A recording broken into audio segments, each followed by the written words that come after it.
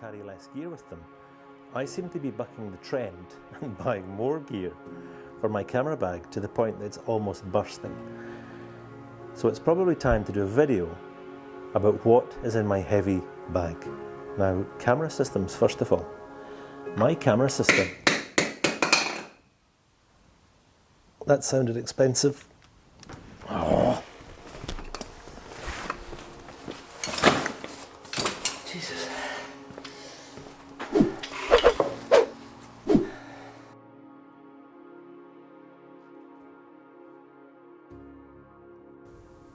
Now, in this day and age, with people going on to mirrorless camera systems to try and save weight and equipment that they carry with them, I seem to be bucking the trend a little bit and seem to be buying more and more gear to pack into my already heavy bag. So it's time I did a video on what's in my heavy camera bag. So first things first, camera.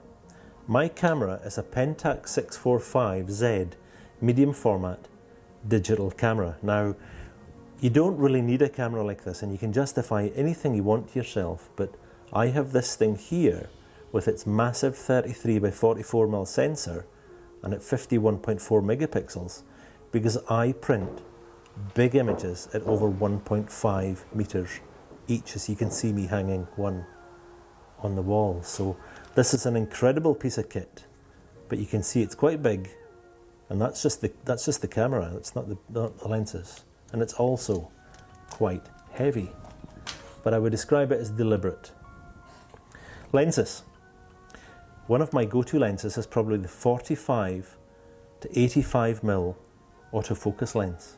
Now, despite being autofocus, I always turn that off, as most landscape photographers do, because I manual focus and manually meter everything.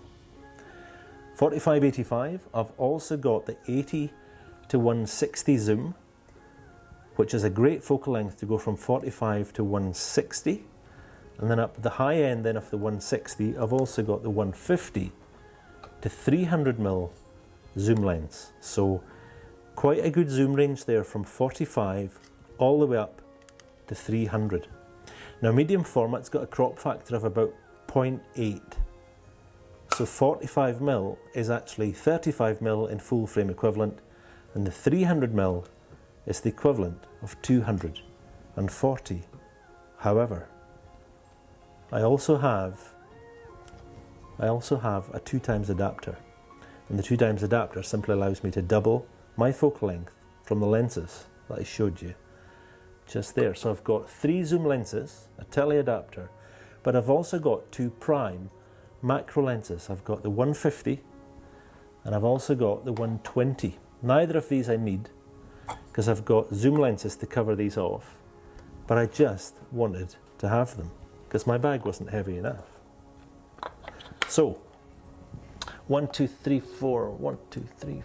lenses and a 2x converter, plenty weight because they're all really heavy pieces of glass. One of the things on the glass though, that these glasses are actually quite expensive, so it makes no sense to be putting cheap filters in front of expensive glass. So I work with Sirui and I work with NISI filters. But on the back here, you'll also see I've got CPL 105. I don't know if you can see that. There we are. CPL by Breakthrough Technologies, and again, expensive pieces of glass. But there's no point putting cheap filters in front of expensive lenses. Because I shoot mostly at night, and I shoot a lot of panos, it's important for me to use this thing here. So this thing here is a focus ring. And all I do with the focus ring is I put that onto the focus ring of each lens so that in the dark I can actually feel where the focus is, that I'm not altering the zoom, which is going to muck up my settings once I set up. So a zoom ring, really, really handy thing to have. Not expensive on eBay, probably about 20 or 30 US dollars. Because I shoot mostly at night, my shutter speeds are generally much longer than 30 seconds. So I have got an intervalometer where I can do time-lapsing, but I can also go up to about 59 hours with this thing, which is incredible. Not expensive, but on the back here you can actually see that there's Velcro, and I'll explain the Velcro just in a second. These are the three lots of filters I have. There's 4 filters here, both NISI and Sirui, and I work with ND filters, a 6-stop and a 10-stop, and I have a couple of Grads there, but I hardly use the Grads because I do all that Grad work in processing in Lightroom. Right, really cool piece of kit. Drone. This is the DJI Mavic drone, and you can see here I've covered this in a rusty film, a rusty decal, and it's to make people feel sorry for me when I launch it because they're fast becoming antisocial. But to fly one of these, you also have to have one of these, which is an iPad mini or a device, plus the controller, and this is all got to go into that bag. So it's little wonder you see me puffing when I get to locations when I'm trying to vlog. What is this bag? So this bag here is the Low Pro 380 bag. Now Low Pro have a lifetime guarantee and they're as strong as anything. My bag has always been quite heavy, but these seams, there's no wear in the seams, the zips all still work, there's no tears. They're simply incredible, incredible bags, but I just need a bigger one. Now that doesn't seem like an awful lot. Oh, now what I was going to show you is, I'll show you the tripod. Now this is one serious piece of tripod. This thing weighs about 4 to 5 kilograms, and it's a 36mm aluminium legged tripod, and this is capable of carrying up to about 40 or 50 kilograms because when I set up it just cannot move. It just can't move. I can't afford that. So when I get locked off, it will not shift unless I kick it. The only time it ever moved is when I did kick it. I kicked it by accident, taking this photograph here actually, as I slid past it on slidey rocks in the Orton Islands on my way to certain death. And the second image here from the left hand side you'll actually see is still soft, because that's where I kicked the tripod. But I've left that frame in there, in that panel, because every photograph should tell a story, and that's the image that nearly killed me. So back to here, this is a component tripod, and on the top here you can see I have quite a few devices here. So what we've got is, the first thing on top of the component base is I have this leveling head here, so that when you get set up, rather than muck around with the legs and get the camera level, I can just do this by moving this around to get my base level for shooting panoramas. This ball head here, seriously over-engineered, and this one is able to take about 40 kilograms.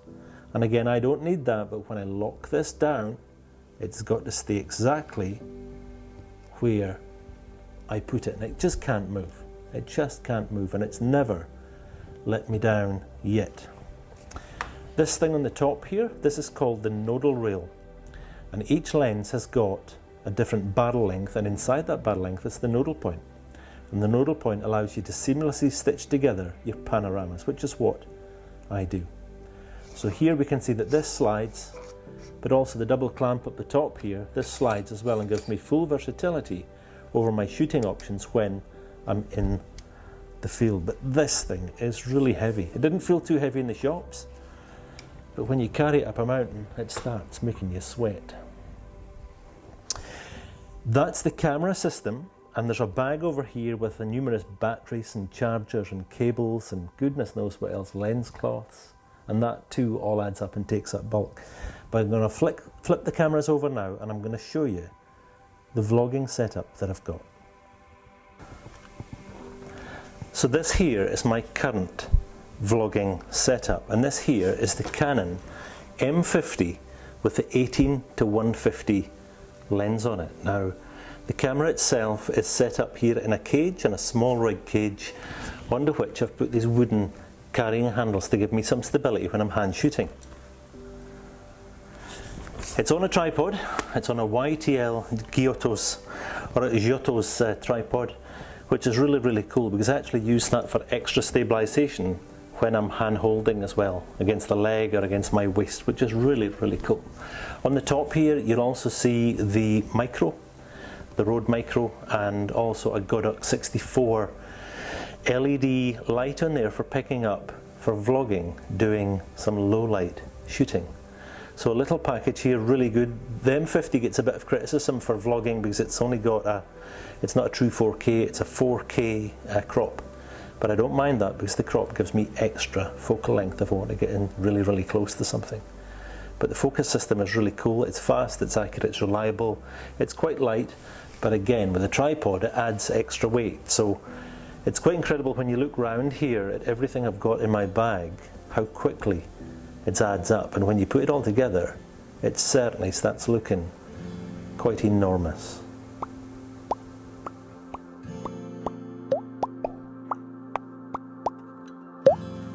Now that's a heap of weight, and that just leaves us with what I use for my post-processing. I've got two iMacs here bridged. I use a Wacom tablet. I use the programs of Final Cut Pro, Lightroom and Photoshop. So not my normal type of video, but one I think that was well overdue, and I hope you found it helpful to have a little look to see what I shoot with, to get the videos and images I get both here for the website and on this YouTube channel. And I'd be interested to know what you shoot with as well. It'd be quite interesting to hear what people are using. So I will get back on track, and I'm sorry it's been so long since the last video.